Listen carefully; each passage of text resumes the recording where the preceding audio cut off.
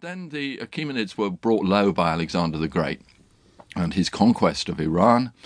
And for several centuries, the political history of Iran was very turbulent. First, there were Alexander's successors, and then there were people called the Parthians. Now, the Parthians were really nomadic people from northeast Iran who came in and asserted some sort of sovereignty and control, but they didn't really build up a very firm or substantial empire. They were great warriors. They certainly defeated the Romans on a number of occasions, but they weren't.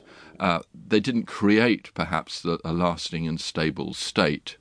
And it was really a reaction against this that the Sasanians appear in southwest Iran, in an agricultural area, an area of towns and villages, a settled people, and they tried in a way to recreate the ancient Persian Empire. And as you were just saying in your introduction, they had themselves portrayed along with the great Achaemenid emperors. They had themselves. Let's get to 226 AD. The first Sasanian king, Ardashir, crowned himself as King of Kings in the capital of Ctesiphon, West-Sarkosh-Kurdistan. How did Ardashir and his son Shapur present themselves to what became their new peoples and people?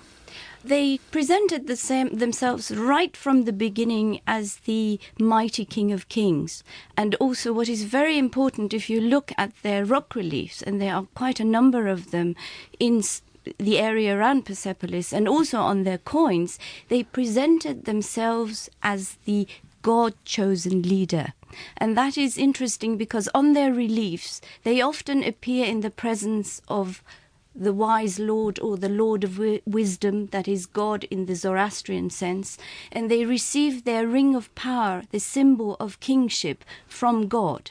So from the very beginning, as soon as Ardashir comes to the throne, he mints coins where he describes himself in the inscription as the Mazda-worshipping Lord Ardashir, King of Kings of Iran. I mean, that is a very strong message.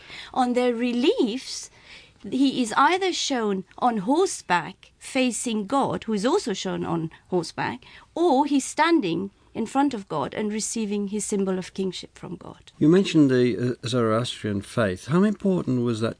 Can you briefly remind people what it was and how, first of all, and then how important? We do that. If we do that first, yeah. Zoroastrianism is an ancient Iranian religion.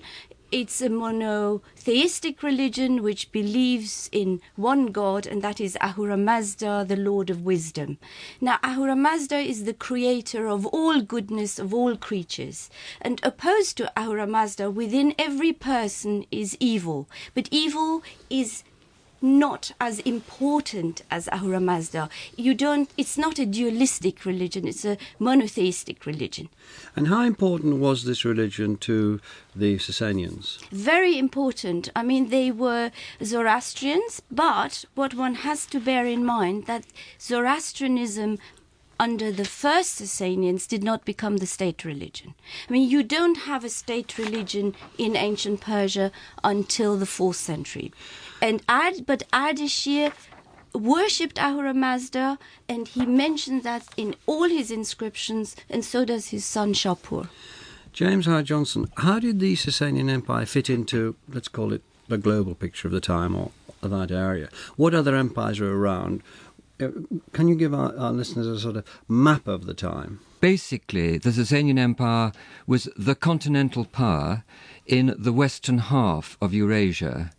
At the beginning of the 3rd century, the two halves of Eurasia, that looked east to China and that which looked west to the Mediterranean world, were still in effect disconnected, except that, of course, commerce went from one side to the other. But politically, militarily, they were disconnected.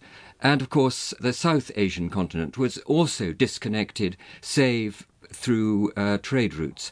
So within this western half of Eurasia, Iran forms the sort of natural power centre, balancing that of the Mediterranean-centred Roman Empire to the west.